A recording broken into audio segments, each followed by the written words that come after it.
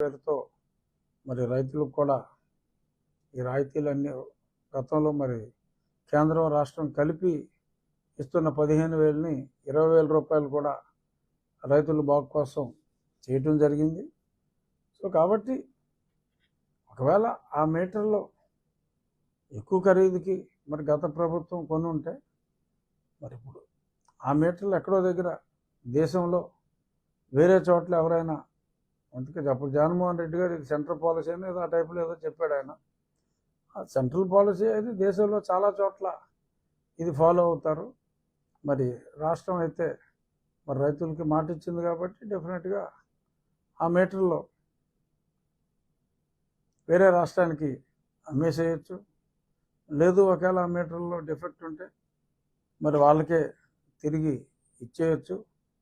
ఎందుకంటే అంత ఖరీదైన మీటరే అనవసరం అనుకున్నప్పుడు అంత ఖరీదైన మీటరు మరీ అనవసరమేమో. బహుశా ఆ ఉద్దేశం మీదే ముఖ్యమంత్రి గారు ఆ మీటర్లు బిగిస్తామని చెప్పి ఉండకపోవచ్చు. డెఫినెట్గా మరి చంద్రబాబు నాయుడు గారు ఏమన్నా చెప్పారంటే చెప్పిన మాటకే మరి ఆయన కట్టుబడి ఉండే విశిష్టత ఉన్న నాయకుడు. మరి క్లియర్గా ఆ మీటర్లు పెట్టరు అని అన్నారంటే డెఫినెట్గా నేనైతే ఆ మీటర్లో పెట్టి రైతుల మనసుని బాధ పెడతారని అయితే నేను ఆ ప్రసక్తి రాదని నేను అనుకుంటున్నాను. ఇక గంజాయి ఆంధ్రప్రదేశ్ అని మనం పేరు పెట్టాం. దేశంలో ఎక్కడికి వెళ్ళినా సరే ఆంధ్ర నుంచే వెళ్ళేది గతంలో. మరి మా ప్రభుత్వం వచ్చిన తర్వాత బయట రాష్ట్రాల్లో ఆంధ్ర నుంచి వచ్చింది అన్న కేసులు అయితే నేను పేపర్లో చూడలేదు. కానీ చాలా చోట్ల ఇందుకు మన ఉండి నియోజకవర్గంలోనే ఎన్నో చోట్ల కొన్ని పబ్లిక్ పార్కుల్లో అక్కడ గంజాయి తాగుతున్నారని కంప్లైంట్లు వస్తాయి. తాగి పబ్లిక్ న్యూసెన్స్ చేస్తున్నారని వస్తే నేను మన 4 మండలాల్లో ఉన్న 4 ఎస్ఐలకి సర్కిల్ ఇన్స్పెక్టర్ కూడా చెప్పడం జరిగింది. మీరు నైట్ టైం ఈ ఆగతాయిలు ఎవరైనా ఉన్నా, పార్కులు పబ్లిక్ ప్లేసుల్లో ఎవరైనా ఉన్నా మీరు ఇమీడియట్గా పట్టుకోవాలని చెప్పడం జరిగింది. మరి వీళ్ళు తిరుగుతున్నందువల్ల దొరకలేదా మరి తెలియదు. కానీ పట్టుకున్న దాఖలాలు అయితే లేవు. కానీ చాలా కళాశాలల దగ్గరే కాదు, ఇప్పుడు అక్కడ IIITలో దొరికిందంటే గ్యారంటీగా మరి, లేకపోతే అంత కూడా ఎందుకు చేస్తారు కాదు. అది IIIT పులివెందులే కాదు, ఆ IIITయే కాదు, చాలా కాలేజీల్లో కూడా ఈవెన్ మరీ ఎలిమెంటరీ స్కూల్ కాదు కానీ హై స్కూల్స్ దగ్గర కూడా మరి విరివిగా గంజాయి దొరుకుతుందన్నారు. మరి ఇంత విచ్చలవిడిగా దొరుకుతుంది అంటే మరి పోలీసు అప్రమత్తత చాలా అవసరం. కాలేజీ విద్యాశాఖ ఇప్పుడు సమర్థుడైన లోకేష్ గారి దగ్గర ఉంది కాబట్టి మనకు ఒక సమర్థురాలైన హోంశాఖ మంత్రి కూడా ఉన్నారు కాబట్టి డెఫినెట్గా నేను కూడా రేపు అసెంబ్లీ సమావేశాల్లో లోకేష్ గారు కనపడతారు, అనిత గారు కనపడతారు. వాళ్ళకి దీన్ని ఒక లెటర్ కూడా, నా వంతు లెటర్ కూడా నేను రాస్తా. ఈ గంజాయి అనేదాన్ని ఎట్టి పరిస్థితుల్లోనూ అరికట్టాలి. చాలా చోట్ల టూత్ బ్రష్లు, టూత్ పేస్ట్లు దొరికినట్టు గంజాయి దొరుకుతుంది అనేది గతంలో మేము మాట్లాడాం. ఓవర్ నైటు అదేమి తగ్గేది కాదు, అన్లెస్ ఉక్కు పాదం మోపితే తప్ప. డెఫినెట్గా ఎక్కువగా పాడైపోయేది విద్యార్థులు కాబట్టి విద్యాశాఖ మంత్రి గారు, హోంశాఖ మంత్రిని ఇద్దరూ కూడా డెఫినెట్గా చర్యలు తీసుకుంటారు. ఆ చర్యలు తీసుకునే విధంగా ఎమ్మెల్యే అయినా కూడా నా వంతు కృషిగా నేను కూడా ఇద్దరికీ కూడా ఒక లేఖ ద్వారా తెలియజేస్తాను. డెఫినెట్గా ఒక ఓవర్ నైట్ అందరూ దొరికారు. రాబోయే 3 నెలల్లో గంజాయి ఆంధ్రప్రదేశ్ గంజాయే లేని ఆంధ్రప్రదేశ్గా మారుతుంది అంటంలో ఎటువంటి సందేహం లేదు. ఇక మూడోది సత్యకుమార్ గారి విషయం. సత్యకుమార్ గారు మంచి వ్యక్తి, ఆయన కాబట్టి అక్కడ నెగ్గగలిగారు అనేది నా అభిప్రాయం. మరి గుడ్ మార్నింగ్ ధర్మవరం, యాక్చువల్గా ఆ గుడ్ మార్నింగ్ వల్లనే మరి ఆయన ఓడిపోయాడేమో అని కూడా నా భావన. ఎందుకంటే చాలామంది చెప్పేది ఆ ఉదయం తిరిగేటప్పుడు ఆయనకి ఏదన్నా మంచిది కనపడితే మరి ఆ తర్వాత ఏదో కబ్జాకు అయిందన్నట్టుగా సత్యకుమార్ గారు ఆయన ఇచ్చిన వివరణలో ఉంది. మరి అయినా కేటీఆర్ గారు మరి అక్కడ దారుణ పరాభవం తర్వాత ఇంట్రాస్పెక్షన్ ఆయన ఎలా ఓడిపోయాడో ఆయన చూసుకోవాలి.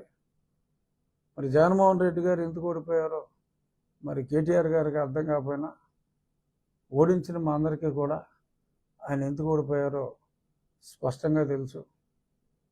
ఈవెన్ నన్ను హింసించినప్పుడు కూడా మరి పెద్ద ఆయనకి తెలియకుండా మరి నన్ను అక్కడి నుంచి పోలీసులు మరి రావణాసురుడు వెళ్ళి అరణ్యంలో సీతను ఎత్తుకొచ్చినట్టు నన్ను ఒక 10 మంది రావణాసురులు వచ్చి నన్ను ఎత్తుకుపోయారు.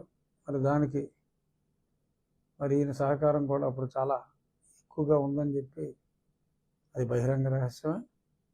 సరే, మీ స్నేహాలు జగన్మోహన్ రెడ్డి గారికి మీకు స్నేహాలు ఉంటే ఉండొచ్చు, కానీ ఆయన ఎలా ఓడిపోయాడు అని చెప్పి ఒక పక్క ఆయనే అర్థం కాక కొట్టుమిట్టాడుతూ ఉంటే నాకు అర్థం కావట్లేదని చెప్పి మరి మీరు కూడా అదే అవస్థలో ఉన్న మీరు ఈయన గురించి అవస్థపడటం డెఫినెట్గా మీరైతే మిత్రధర్మం పాటించారు, కానీ మీరు ఓడిపోయినప్పుడు ఇంత మంచి చేసిన మీరు ఎందుకు ఓడిపోయారు అని చెప్పి మా ముఖ్యమంత్రి గారు మీ గురించి బాధపడకపోవటం, అప్పటి ముఖ్యమంత్రి గారు బాధపడకపోవటం మరి గమనించాల్సిన అంశం. మీరు పట్టించుకున్నంత బాగా మిమ్మల్ని జగన్మోహన్ రెడ్డి పట్టించుకోకపోవటం దురదృష్టం. ఏమైనా